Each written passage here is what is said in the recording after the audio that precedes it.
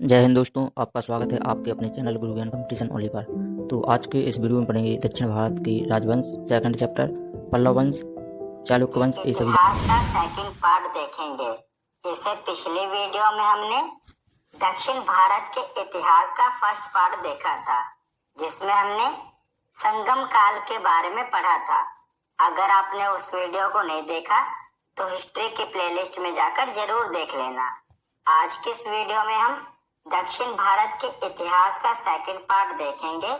पहले हम पूरी थ्योरी को अच्छे से पढ़ेंगे और लास्ट में प्रीवियस ईयर क्वेश्चन भी कवर करेंगे। तो पहले आप वीडियो को पूरा अंत तक देखें और लास्ट में प्रीवियस ईयर क्वेश्चन जरूर अटेम्प्ट करें। तो चलिए बिना देरी किए हुए वीडियो को शुरू करते हैं।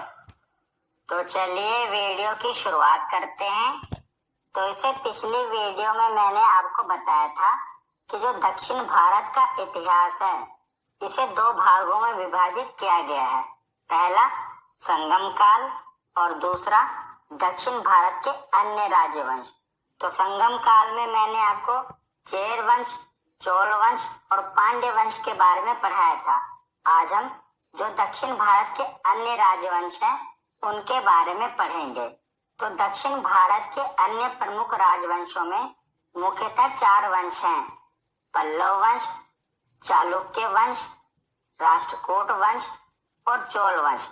चोल वंश हमने काल में भी पढ़ा था। मैंने आपको बताया था कि दोबारा 9वीं शताब्दी में फिर से चोल राजाओं का उदय होता है। तो देखिए, पल्लव वंश, चालुक्य वंश। तो जो चालुक्य वंश है, इसकी आगे तीन शाखाएं हैं: वातापी चालुक्य, वेंगी चालुक्य और कल्याणी चालुक्य। उसके बाद राष्ट्रकूट वंश और चोल वंश। तो जो दक्षिण भारत का इतिहास है, ये काफी कॉम्प्लिकेटेड है, मतलब कि काफी उलझा हुआ इतिहास है। तो आज के इस वीडियो में हम पल्लव वंश और चालुक्य वंश की जो तीनों शाखाएं हैं, यानी कि वातापी चालुक्य, वेंगी चालुक्य और कल्याणी चालुक्य के बारे में पढ़ेंगे।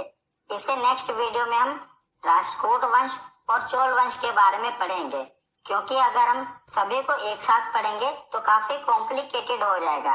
इसीलिए पहले हम पल्लव वंश और चालुक्य वंश की तीनों शाखाओं को आज कवर कर लेंगे।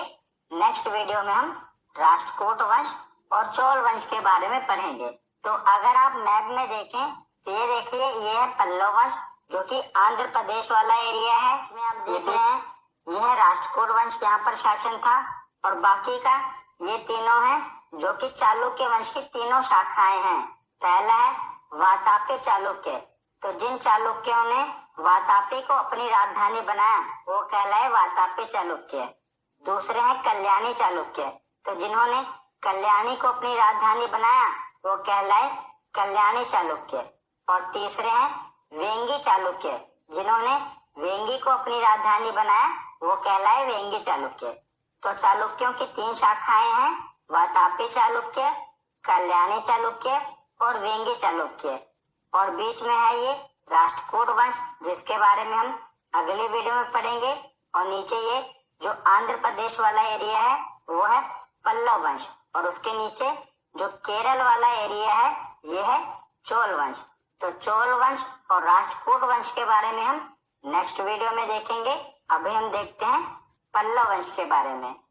तो पल्लव वंश का इतिहास 575 ईस्वी से लेकर 897 ईस्वी तक रहा है।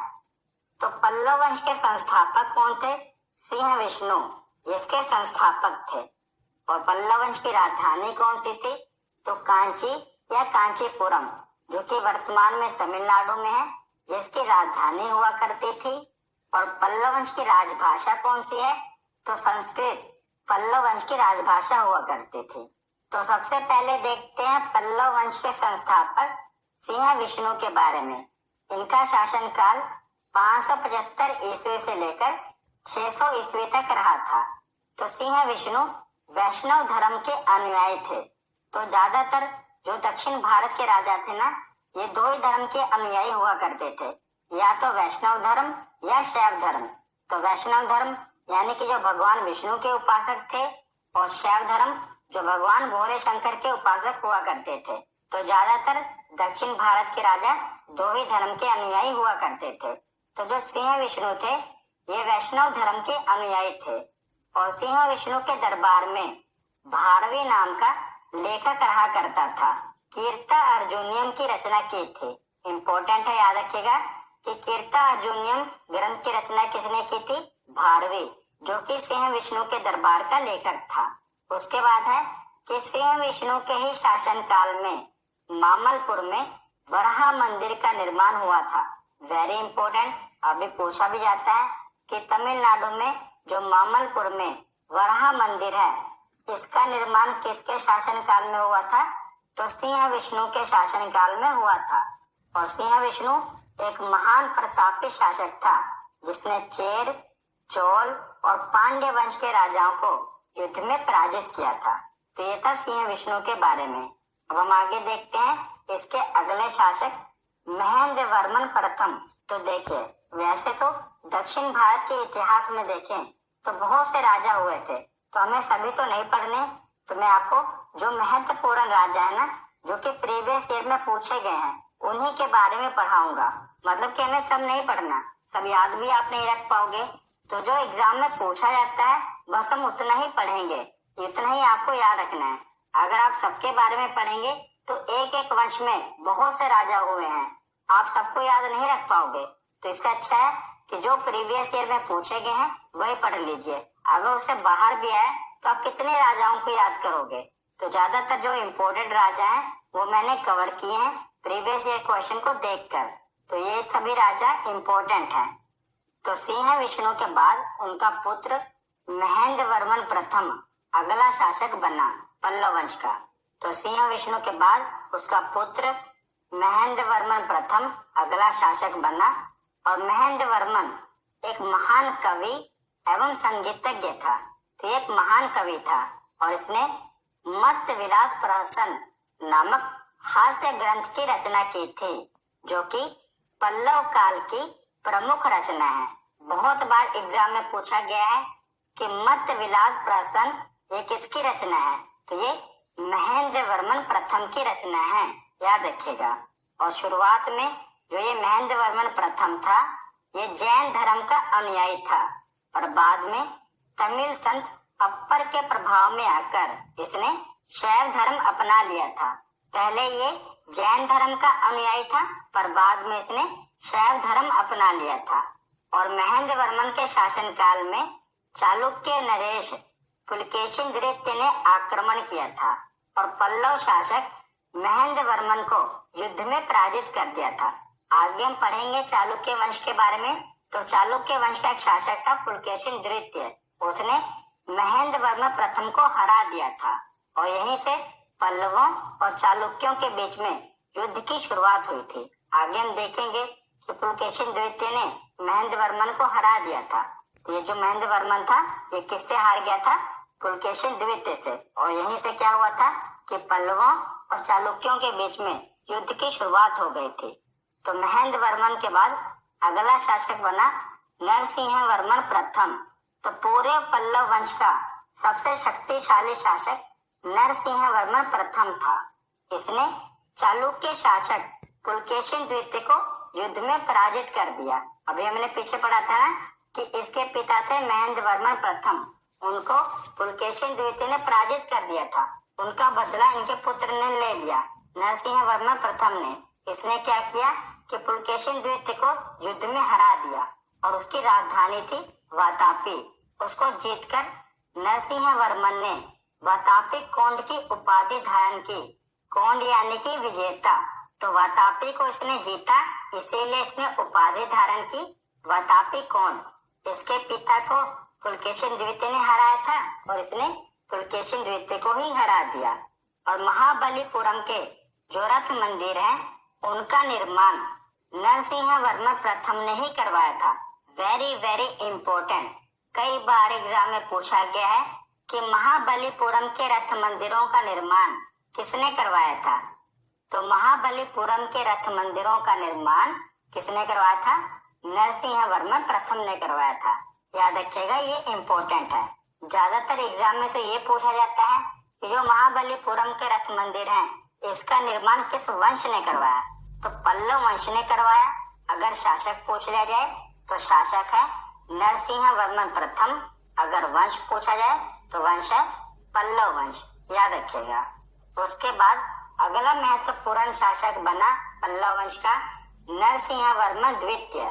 इसका शासनकाल शांति का शासनकाल माना जाता है, क्योंकि इसने कोई ज्यादातर युद्ध नहीं किया, इसीलिए इसका जो शासनकाल रहा ये शांति का शासनकाल माना जाता है।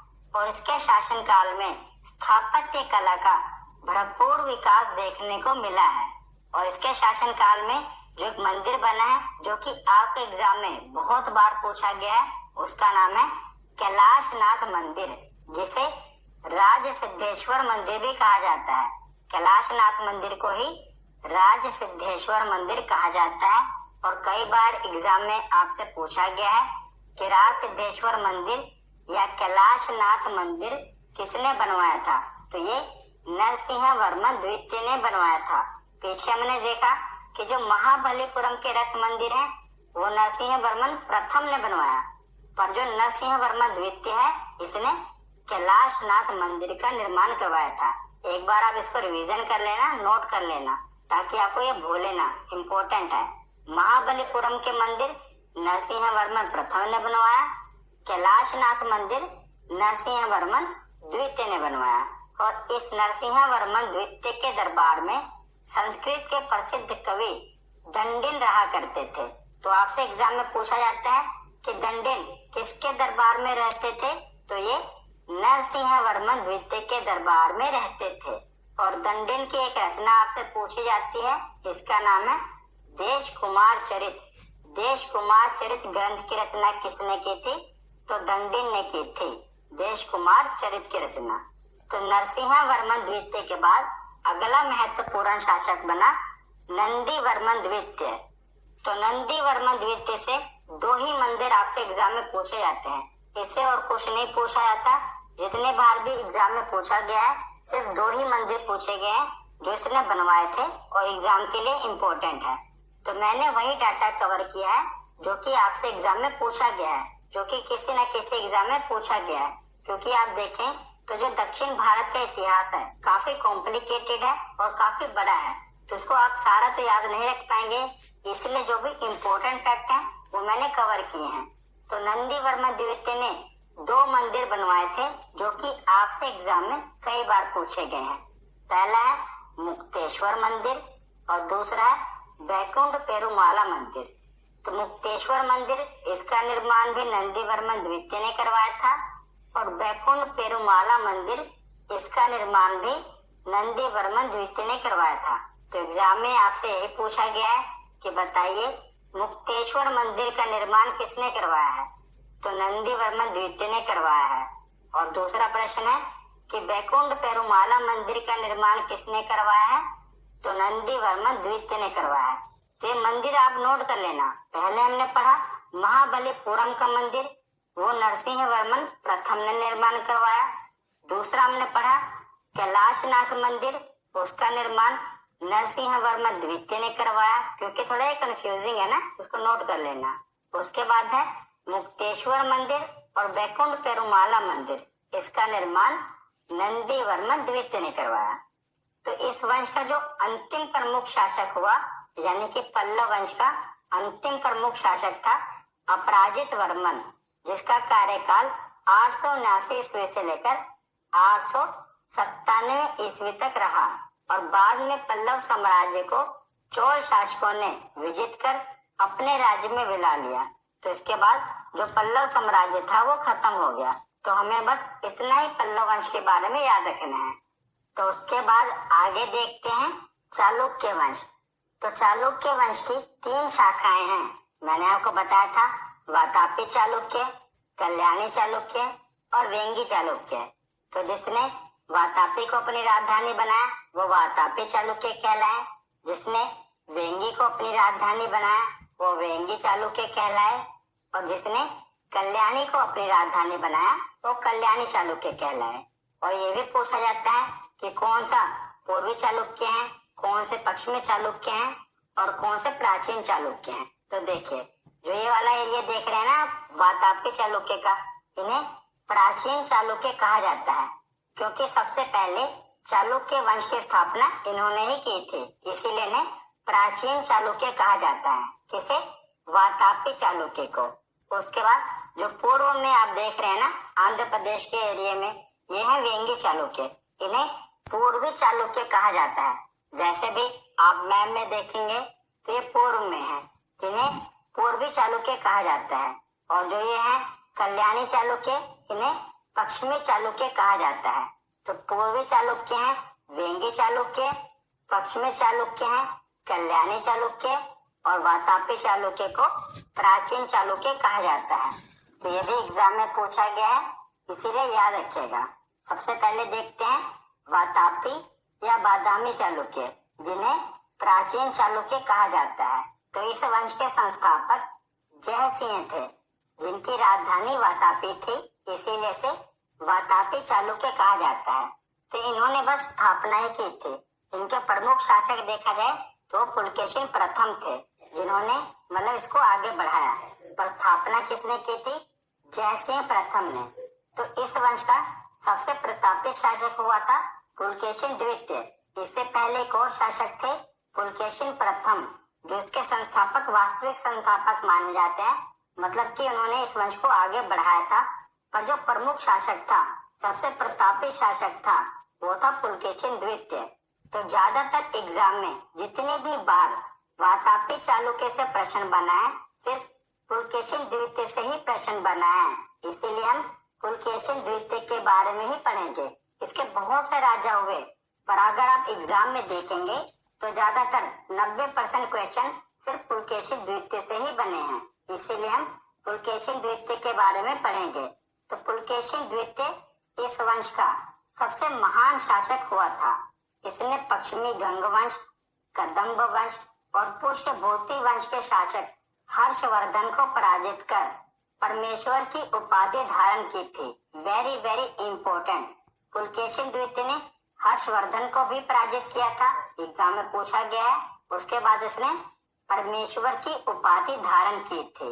और पुलकेशिन द्वितीय ने वेंगी, जो कि आंध्र प्रदेश का इलाका है, उसे जीतकर अपने भाई विष्णुवर्धन को वहां का शासन नियुक्त किया था, और इसी के साथ वेंगी के चालुक्यों की नींव रखी थी। तो मैंने आपको बताया था ना कि एक है वातापी चालुक्य, जिन्होंने वातापी को अपनी राजधानी बनाया। दूसरे थे वेंगी चालुक्य, जिन्होंने वेंगी को अपनी राजधानी बनाया था। तो पुलकेशिन द्वितीय ने ही वेंगी को जीता था, और उसके बाद इसने अपने छोटे भाई को यानी कि विष्णुवर्धन को वहां का शासन नियुक्त कर दिया। तो वहीं से वेंगी के चालुक्यों की नींव रखी गई। तो आगे हम पढ़ेंगे वेंगी के चालुक्यों के बारे में, पर पहले आप जान लीजिए कि जो वेंगी वाला इलाका था वो भी पुलकेशिन द्वितीय ने ही जीता था, और उसके बाद इसने अपने भाई को वहां का राज्य सौंप दिया, और वहां पर फिर वेंगी के चालुक्यों की नींव रखी गई। तो उसके बाद आगे देखते हैं।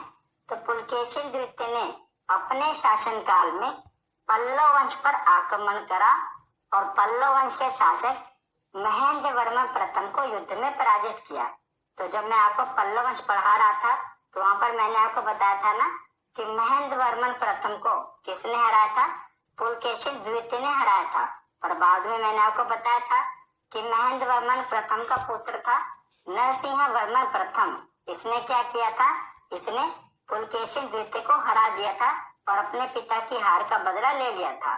तो इसका बदला इसके पुत्र नरसिंह वर्मन प्रथम ने लिया था, और पल्लव वंश का महाप्रतापी शासक नरसिंह वर्मन प्रथम ने इसी पुलकेशिन द्वितीय को श्रीलंका के राजा के साथ मिलकर पराजित कर दिया था, और उसकी राजधानी बादामी, जिसे वातापी कहते हैं, उस पर कब्जा कर लिया।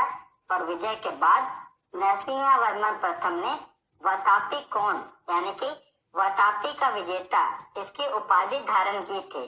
तो मैंने आपको पीछे भी बताया था। अब हम पुलकेशिन द्वितीय के बारे में पढ़ रहे हैं, तो यहाँ पर भी हम इसके बारे में पढ़ेंगे कि इसको हराया किसने था और पुलकेशिन द्वितीय ने किसको हराया था। तो पुलकेशिन द्वितीय ने महेंद्र वर्मन प्रथम को हराया था, और उसके पुत्र नरसिंह वर्मन प्रथम ने पुलकेशिन द्वितीय को हरा दिया। और कौन सी उपाधि धारण की? वातापी कौन की उपाधि धारण की, क्योंकि इसकी राजधानी पर उसने कब्जा कर लिया था, तो वातापी को वो जीत गया था, इसलिए वो कहलाया वातापी कौन।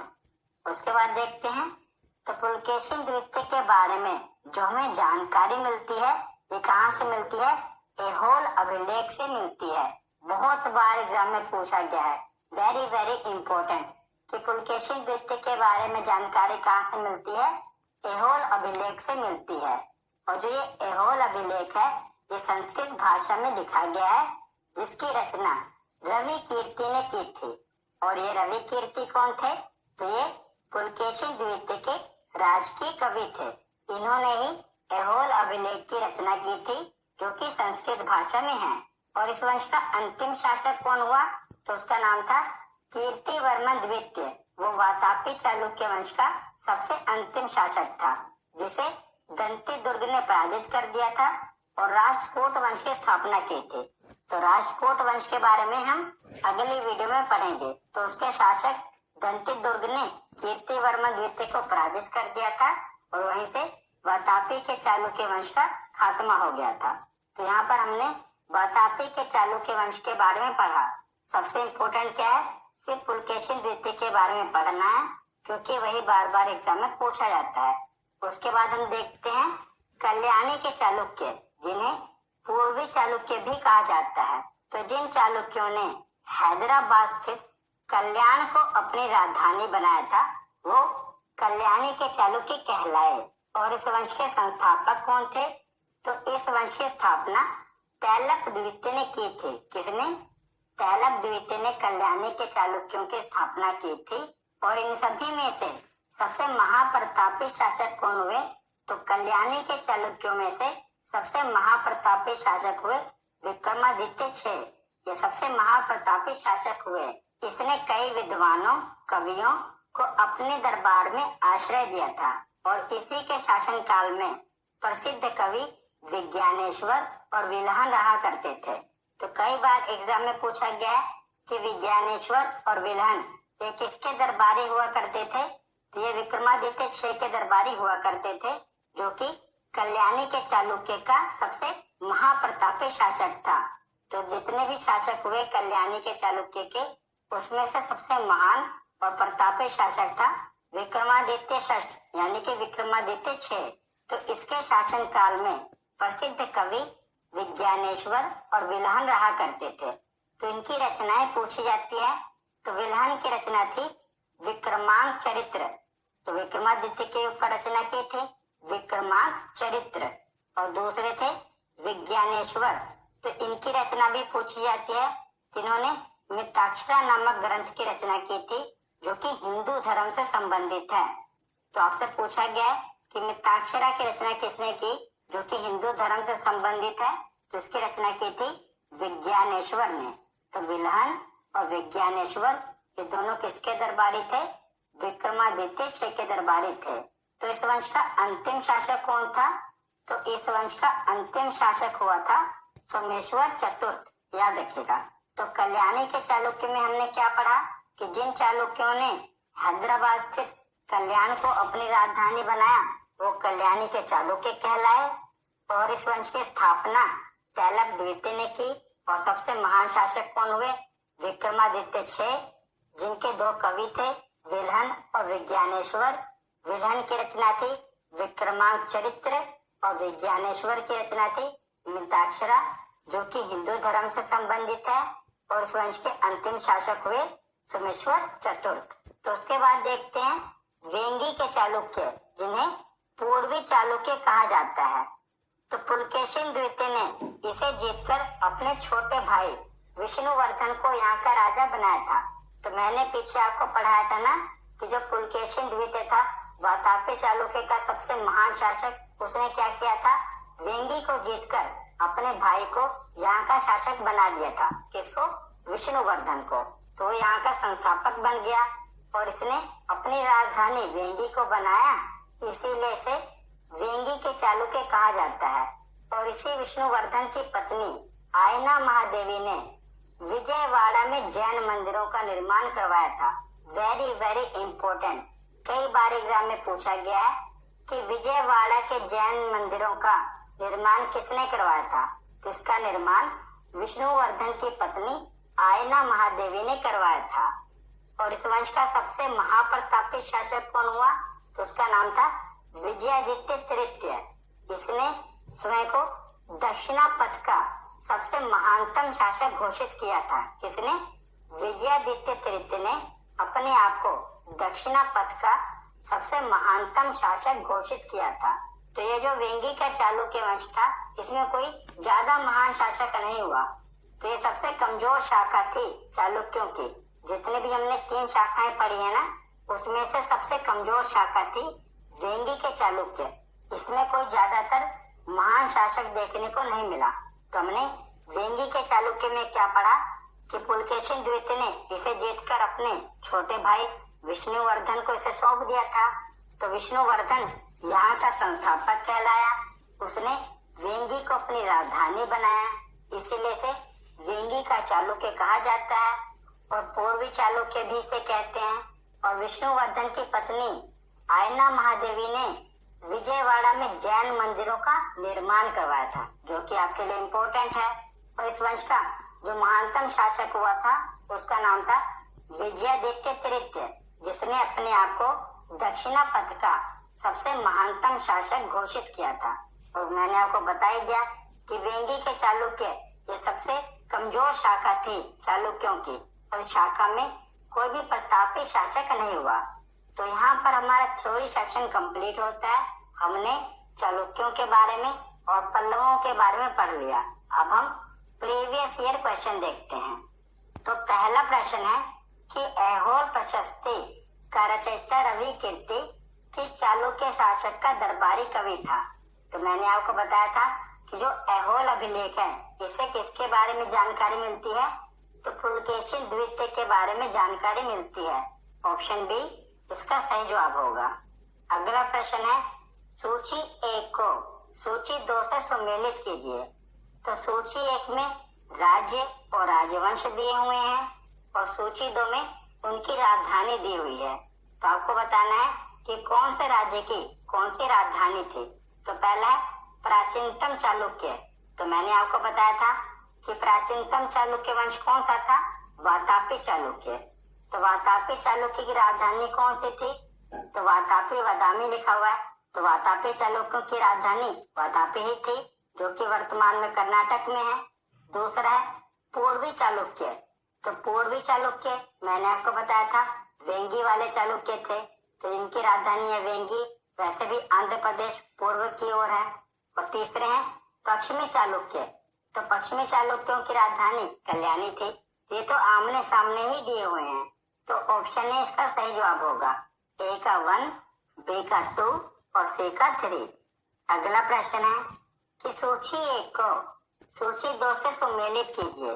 तो सूची 1 में राज्य दिए हुए हैं और सूची 2 में उनके संस्थापक दिए हुए हैं। तो आपको इसका मेल करना है। तो पहला है वातापी के चालुक्य। तो वातापी के चालुक्य के संस्थापक कौन थे? तो जयसिंह इसके संस्थापक थे। दूसरा है वेंगी के चालुक्य। तो छोटे भाई को सौंपा था, उसका नाम क्या था? विष्णुवर्धन। तीसरा है कल्याणी के चालुक्य। तो कल्याणी के चालुक्य के संस्थापक कौन थे? तैलप द्वितीय थे। और चौथा है कांची के पल्लव, यानी कि पल्लव वंश के संस्थापक कौन थे? तो सिंह विष्णु। ये भी आमने सामने ही दिया हुआ है, यानी कि ऑप्शन ए इसका सही जवाब होगा। ए का 1, बी का 2, सी का 3 और डी का 4। अगला प्रश्न है कि किस चालुक्य शासक ने थानेश्वर व कन्नौज के महान शासक हर्षवर्धन को नर्मदा के तट पर परास्त किया और उसे दक्षिण में बढ़ने से रोका? तो हर्षवर्धन को किसने पराजित किया था? मैंने आपको बताया था ना। उसके बाद परमेश्वर की उपाधि भी धारण की थी। तो इसका सही जवाब क्या है? ऑप्शन बी पुलकेशिन द्वितीय। पुलकेशिन द्वितीय ने हर्षवर्धन को पराजित किया था और परमेश्वर की उपाधि भी धारण की थी। अगला प्रश्न है कि चालुक्य वंश का सर्वाधिक प्रसिद्ध शासक कौन था? तो मैंने आपको बताया था कि पूरे चालुक्य वंश में देखा जाए तो सबसे प्रसिद्ध शासक हुआ है पुलकेशिन द्वितीय। तो इसका सही जवाब क्या होगा? Option D. अगला प्रश्न है कि महाबलीपुरम जो कि एक मुख्य नगर है वह कला में किन शासकों की रुचि को दर्शाता है। तो महाबलीपुरम के रथ मंदिर किन शासकों ने बनाए थे, इसका सही जवाब क्या है? तो इसका सही जवाब है पल्लव वंश। मैंने आपको बताया था ना कि पल्लव वंश ने महाबलीपुरम के रथ मंदिरों का निर्माण करवाया था। अगला प्रश्न है कि मत्त विलास प्रहसन इस नाटक के रचयिता कौन थे? तो मत्त विलास प्रहसन इस नाटक के रचयिता थे महेंद्र वर्मन प्रथम। ऑप्शन ए इसका सही जवाब होगा। अगला प्रश्न है कि किस मंदिर को राजसिंहेश्वर या राजसिद्धेश्वर मंदिर भी कहा जाता है? तो बताइए किस मंदिर को राजसिद्धेश्वर मंदिर कहा जाता है? तो इसका सही जवाब है कांची का कैलाशनाथ मंदिर, इसे राजसिद्धेश्वर मंदिर भी कहा जाता है। अगला प्रश्न देखते हैं। तो अगला प्रश्न है कि विक्राम चरित्र का रचयिता विल्हन और मिताक्षरा के रचयिता विज्ञानेश्वर ये किसके संरक्षण के शासक थे? तो ये किसके दरबारी थे? तो ये विक्रमादित्य छह के दरबारी थे। ऑप्शन बी इसका सही जवाब होगा। आज का आखिरी प्रश्न है कि मिताक्षरा की विषय वस्तु है, ये आयुर्वेद की विषय वस्तु है, खगोल की विषय वस्तु है, काव्य शास्त्र की विषय वस्तु है या हिंदू पारिवारिक विधि संहिता है? तो मैंने आपको बताया था कि हिंदू धर्म से संबंधित है, तो इसका सही जवाब क्या होगा? Option D. तो आज की वीडियो यहीं पर खत्म होती है। कैसी लगी ये वीडियो? कमेंट करके ज़रूर बताएं और वीडियो को लाइक करें, चैनल को सब्सक्राइब करें और अपने दोस्तों को शेयर करें। जय हिंद दोस्तों, मिलते हैं अगले वीडियो में।